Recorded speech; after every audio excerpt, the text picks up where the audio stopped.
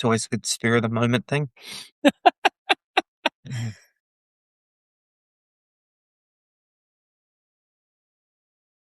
Kia ora koutou. Welcome back to School Briefs. Just a shorter one this week, Claire, because we thought people might be a bit sick of us after the Oh, budget special. I know. It was like an avalanche between that and me being down at Spans and blogging every 5 minutes. It felt like it's like time to go into hiding for a little bit after that much. Hey, did you have some really good feedback around your blogs that you wrote? Like, that was so Yeah. good. Yeah, I think particularly the one that landed well was the questions to the minister one, the one that just framed up the kinds of questions that I hope to be able to ask. And I think people, there's a real shared sense of frustration at the lack of listening that's going on, and I think people really relate to that. It's not that we're absolutely saying everything is terrible that's being rolled out. It's just like it doesn't need to be done in such a bloody rush. It doesn't need to be done to us.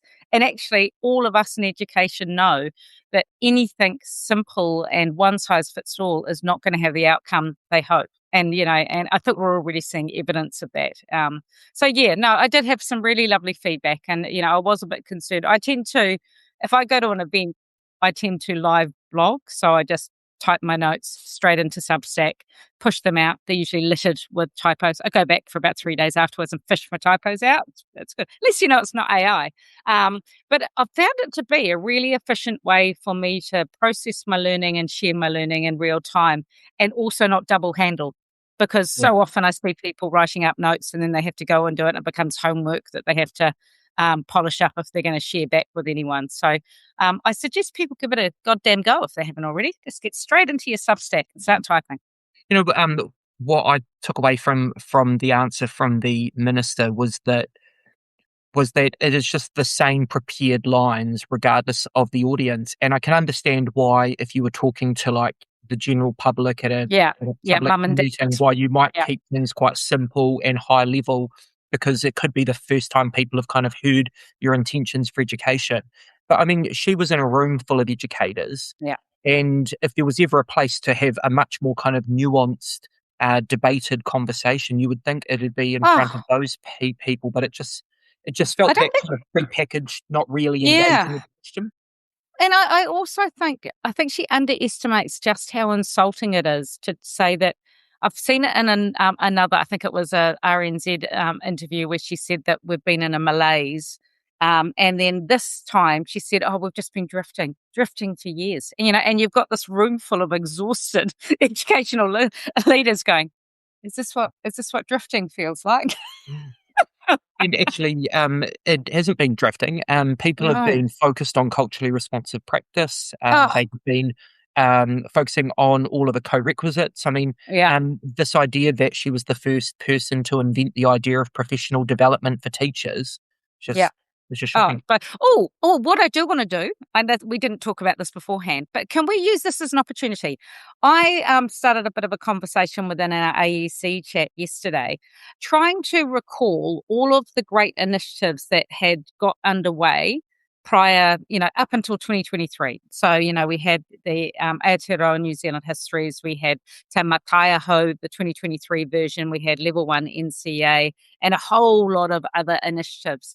And I'm really interested to capture all of the things we've lost, because I feel like I've got a bit of a post-brewing sort of, which is that death by 1,000 cuts in terms of all of those initiatives. So irregardless, if you're an ECE, primary, secondary, in the PLD space, can you drop in below this here podcast and throw in your suggestions and like the things that you are really sorry that we have lost. So the kinds of initiatives, work that we were getting underway, stuff that suddenly seemed to be halted, that we think is a real gap in the environment, because I'm really keen to try and capture a bit of a record. I think it's time to start keeping receipts. I think we need to be keeping a record of what we're losing, particularly when there's such a strong narrative around this malaise and drifting, and the fact that we're sort of sitting on our hands for, years beforehand, which is really frustrating and insulting.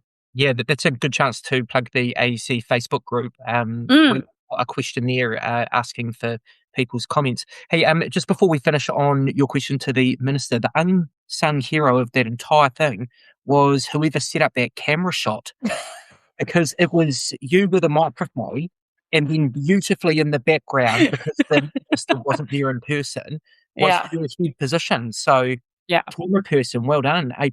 Yeah. So that was a colleague up back that I think was feeling equally frustrated. I haven't actually shared that video particularly publicly because I'm not sure if it's kosher to do so. But yeah. No, it was really interesting, and I will do my best to find a way to share it appropriately, the content of what was said, at the very least. Hey, so obviously the budget this week. Yeah. Really proud of the work that AEC did. We launched some survey results talking about what people wanted or needed from the budget. Largely, it was around learning support that coincided really well with the launch of Still Beyond Capacity 1 year on from the learning support budget, which was launched at Parliament and was really well received. We had some great media over that. Yeah. We went into the budget day full of optimism that we were going to see some people-focused announcement, some more hands in classroom. Yeah. And what were your takeaways from the budget? I keep coming back to, I stole Jesse's line the other day when I was lucky enough to talk about this on breakfast, is that it was a keeping the lights on budget at best. And I think what I'm really worried about is, again, it's was like loose change spent in the education space, but what was being spent has been packaged up as this like great big investment in secondary education. And my frustration is, and I will say this and say this again, it is being spent on a whole lot of brand new curriculum creation, brand new assessment framework, brand new PLD that goes along with all of those things. None of them were needed to be built from the ground up. None of them. Like, everything needed to be improved. Absolutely. Let's co-construct, let's design and flesh out that curriculum over time. Let's strengthen NCEA and deal with the issues around, I don't buy the narrative around gaming NCEA. I think it's insulting, that phrasing. I think there are some very few examples of that. I think we've got a whole lot of examples of people using the flexibility of NCEA to deliver localized curriculum and assessment opportunities. And it's insulting to say otherwise. But we did not need that however many, hundreds of millions of dollars spent on rebuilding a system that no one asked her to tear down in the first place. And so I think it's a fiscally irresponsible budget, because I think if the money spent there could have been well and truly invested in learning support. In our budget survey results, it was either the third or the fourth priority was curriculum support. When you actually dig into the nuance of what people are asking for, workbooks are kind of the furthest thing from what people are asking for. What they're wanting is time to be able to engage locally with other teachers to go about developing resources that fit their context. And it just feels like that type of idea is just so far removed from this kind of one size. And it's just like our neurodivergent, at-risk learners, disengaged. Textbooks aren't going to be the answer to re-engage them. I mean, it's, the absolute last thing that those young people need. So again, it's resourcing and prioritizing the sort of the middle performer, the capable kid that just gets on and does things is going to be better resourced and better supported. And, my worry, they're typically people that do well in school anyway, regardless. Because the bit that we have to keep pushing back on this idea that we were in crisis before all of this happened. Can I just shout out to Lisa Darragh? She did a phenomenal piece. I can't remember where it was published. We shared it on the AEC Facebook page, but she did a fantastic article, opinion piece. I think it was a Herald one around, Erica Stanford's got a story to tell. It's important that you don't listen. Just beautifully, and here's a university academic capturing that narrative around crisis that is actually just simply not true. Yeah. Hey, just wrapping up the budget stuff, given that we are in election year, what are the kind of like takeaways from the budget for education in light of the election? Like, what is the story they're trying to tell voters in the lead up to the election through the budget? I think that they're just trying to say that it's their back to basics. It's a back to basics budget. And so there's no bells and whistles. It's investing. I mean, there are some infrastructure spends, which is fair enough. Our schools do need the investment. We got something like a 2% ops grant, doesn't even hit inflation. It is a real back to basics budget for education. Yep.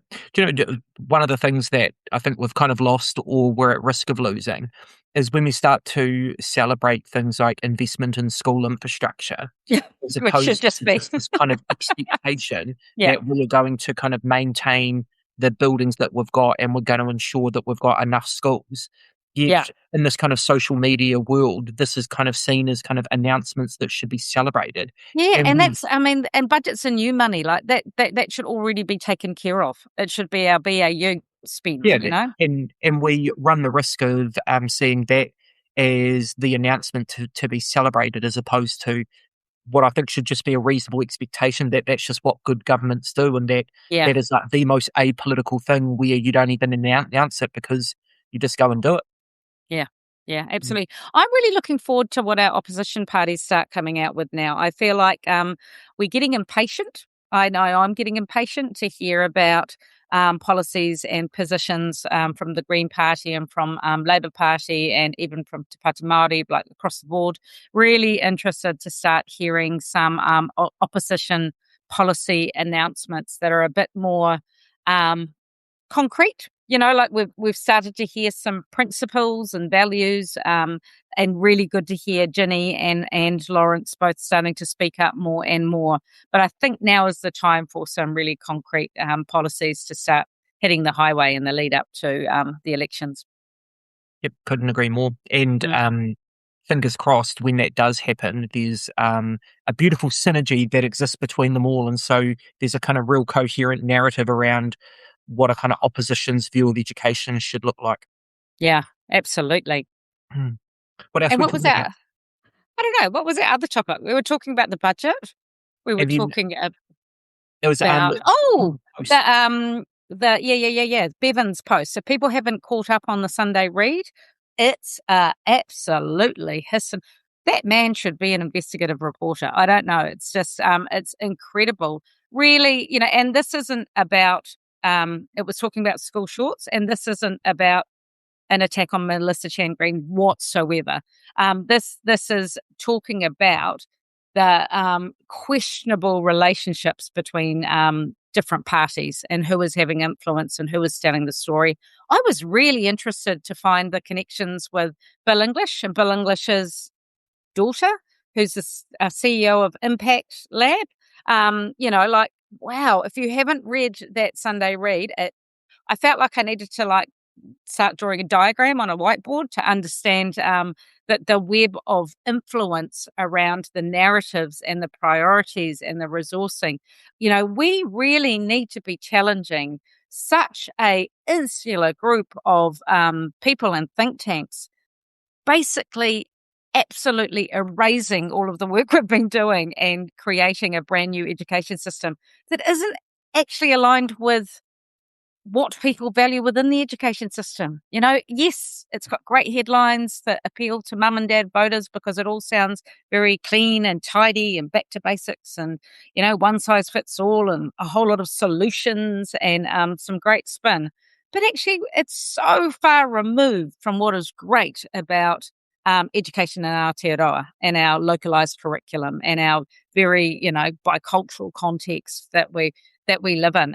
But I just thought that was an incredible piece of writing from Bevan in terms of exposing the over-connectedness between school shorts and the minister's office quite clearly. She's been being provided with announcements before they are public. You know, is that okay? You know, if it was a one-off, you might think, okay, that happens sometimes, but it seems like it's become a really synergetic. What's the word I'm looking for? Synergetic? No? Sorry, goes back and forth. I was going to make up one of those corporate things that. Yeah, the two things that kind of got reinforced, and I think neither of them are new. one is that it felt very similar to the way that the Waitangi Tribunal laid out how all of these people are connected. Yes. But that tended to be more in the kind of curriculum development space, whereas I think this was more in the kind of communication strategy. Yeah.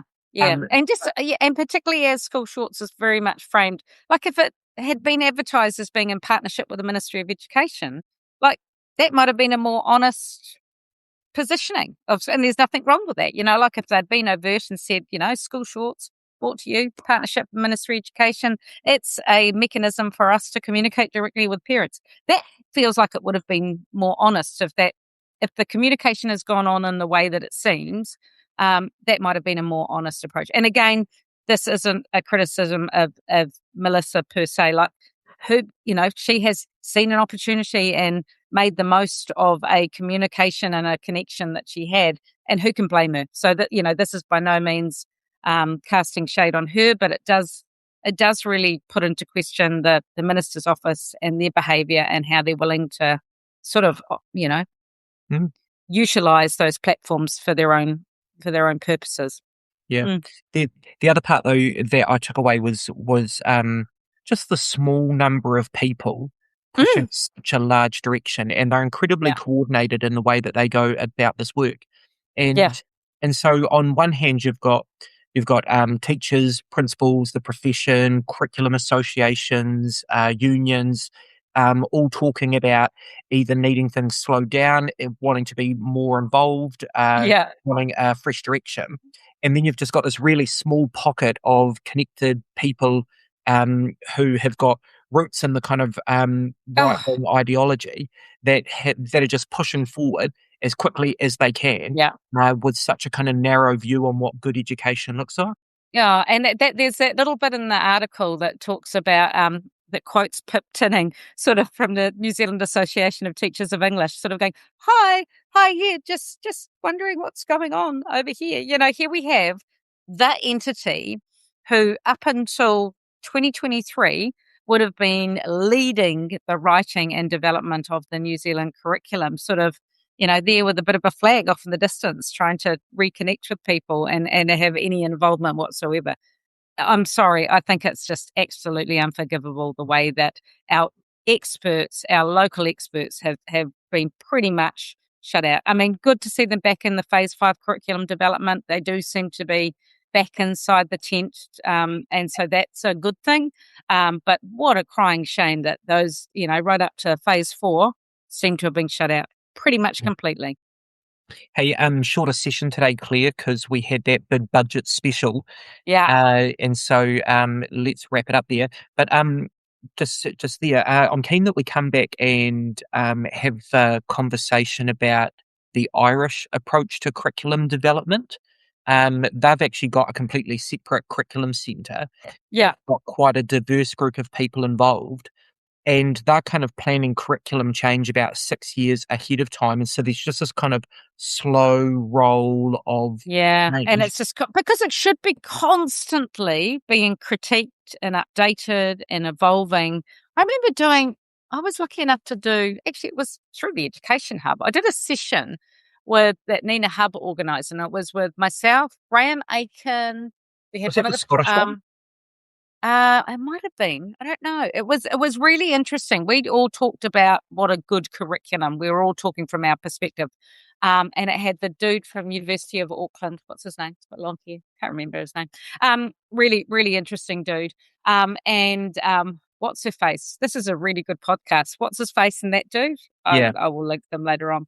But I was going to wrap it up as well. Yeah.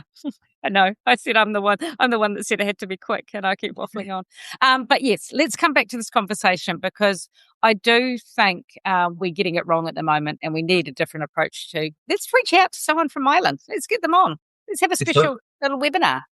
Cool. Hey, have a good week, Claire. Catch you later. And happy King's birthday, everyone.